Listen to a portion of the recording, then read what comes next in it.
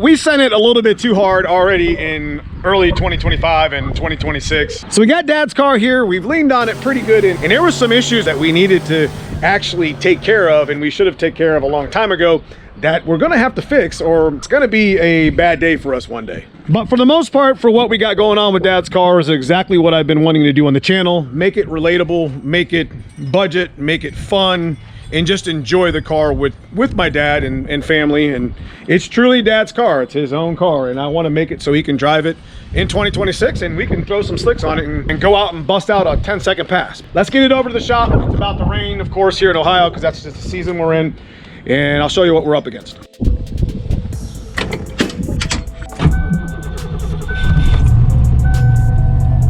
Good old A9L starts right up every time.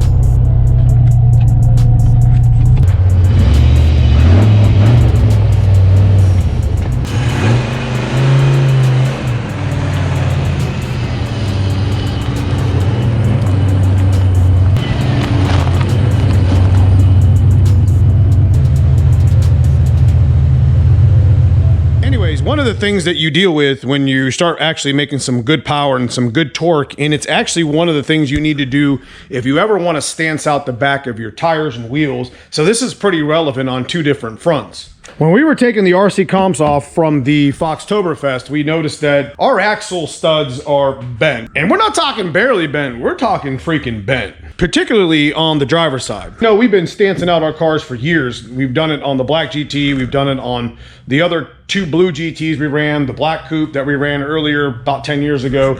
Always had a nice fat tire in the back, and one of the things you had to do when you're stancing out is you have to, with a little massaging to the actual frame, the 3-inch studs have always been, not only the front and the rear, they've been a good cheat for us. But one of the downsides to that, specifically when you're racing a lot, have a lot of torque, have a lot of horsepower, is you end up bending the studs to the point you can't even put the damn wheel on. So let me get Dad's car up on jack stands here and get these wheels off, and I'll show you what I'm talking about.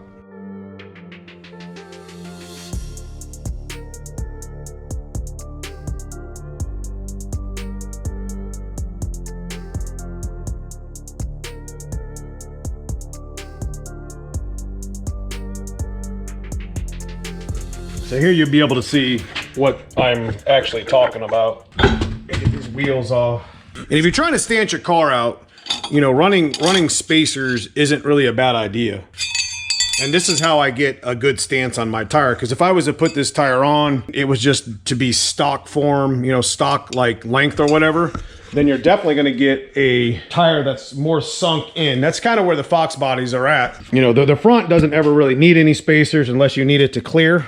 But if you run like 04 wheels, you'll have to run a spacer in the front or to clear some of the offset. But in the rear, we always run about 1/2-inch spacers. It brings the wheel out, puts it pretty much just inside the tuck here for the most part on most of the 10-inch wheels. It's a nice little cheat to get your stance out. And of course, putting 3-inch studs are the other part of that equation. You know, spacers with 3-inch studs are always pretty safe, but you got to keep an eye on it, and you can see how bent these things really are. And it's usually the driver's side that's the worst. And these are C-clip eliminator axles.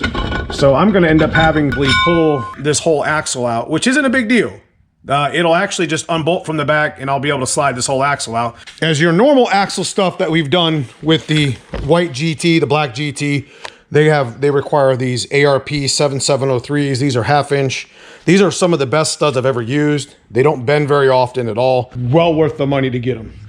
But they also have them in screw-in, 1/2-inch, 12-point. And this is what we're going to be replacing in Dad's car 2026. We're definitely going to need to fix this, or we're going to end up having a wheel hit the wall and driving down the street or the track with a bare axle.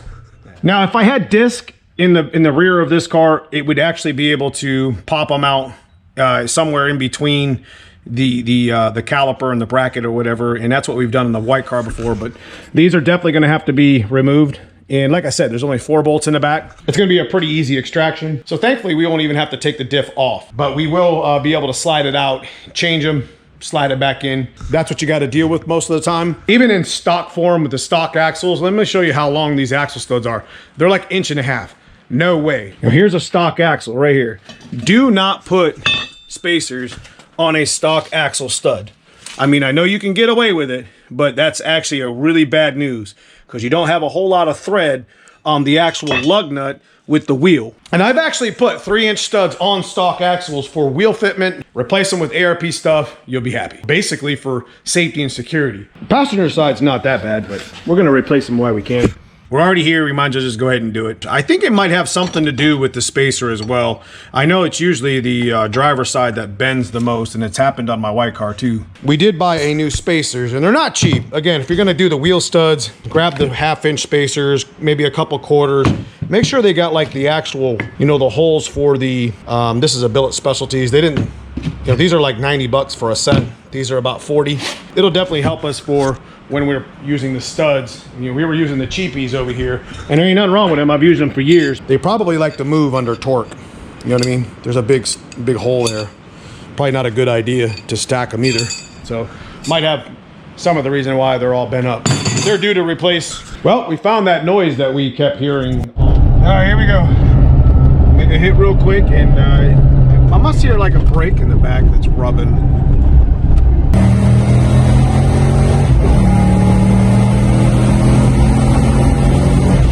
But I keep hearing something over here on this side. I'm not really sure what it is, but we'll figure it out.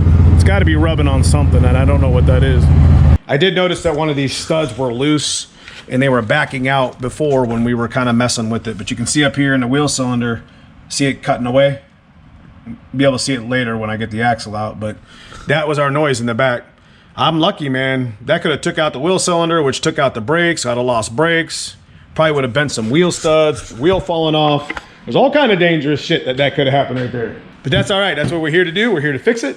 It's a pretty cheap little fix if you're asking me. You don't have a whole lot in studs. They're like 30 bucks a pack, and get you a couple spacers that have the actual bolt pattern in them. You can stanch your wheels out, have all kind of fun with your car, and you know, make it a little bit more safe. Let's just go ahead and get these axles out. These are Mosers. I don't know why I haven't changed these a long time ago. Shouldn't be too bad. C-clip eliminators have 4 bolts back here on the back side. This is where your studs used to be for your backing plate, but it's all kind of one in the own. So we'll get these off real quick and get this axle out. This is why you need torque box reinforcements. You can see the actual back of the torque box is coming away from the floor, and it's peeling away, and it gets torn up pretty good. There's only about 3 or 4 spot welds back here. This area specifically needs to be pounded up and welded and reinforced up at the control arm, especially if you're doing some hard launches, a little bit of track racing and trying to get some traction. So we're gonna definitely have to do that for Dad's car here soon, at least do the bolt-in stuff and get it done. So we don't have to technically take the whole axle out to get this to fit. Like I said, these are pretty bent up, and we just need to screw them out. So we're gonna see how easy that is. Now they say you can't use a C-clip eliminator on a C-clip axle, but that's not the truth. And basically what a C-clip eliminator does is it keeps the axle from coming out of your car. So it bolts in place of where the backing plate is, and it keeps it from coming out if it breaks somewhere in the shaft. We'll clean it up a little bit, clean up the gasket. This is really the only axle we need to fix, but we're gonna try to make a fix at the passenger side while we're at it. And you can literally see how bent these things are.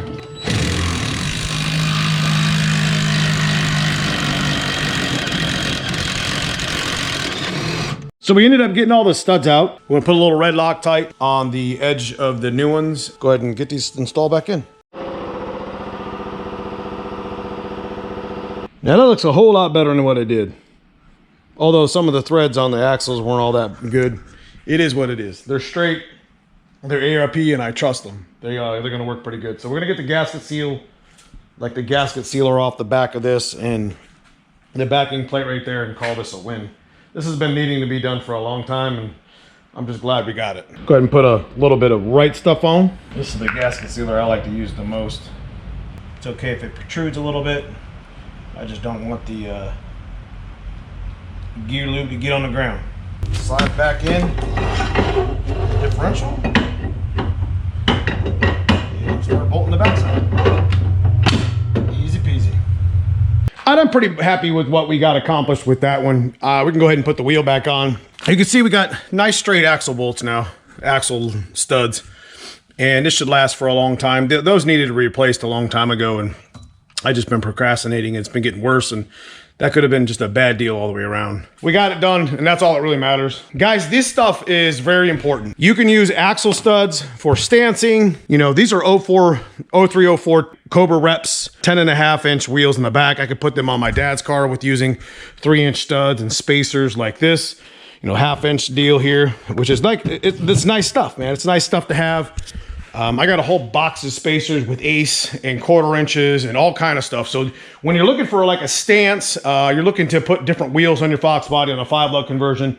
Even with stock tubs, you can get that done by using, you know, 3-inch studs, 2.5-inch studs.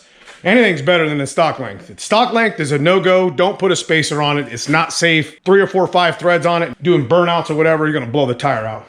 Spin the actual studs off. But back on all 4 wheels, as you know, we just changed the transmission, but we do have another transmission in the works that we're going to be working on for the car because we got a lot of cool things to do with it in 26. If you guys enjoy this sort of content, leave me a comment below. Let me know if you've actually done this mod on your car. Consider subscribing if you haven't already. Check out that join button, become a member of the channel. It goes to help me do things like this on the channel. But outside that, I appreciate you guys watching. I love y'all. We'll see you soon in the next video.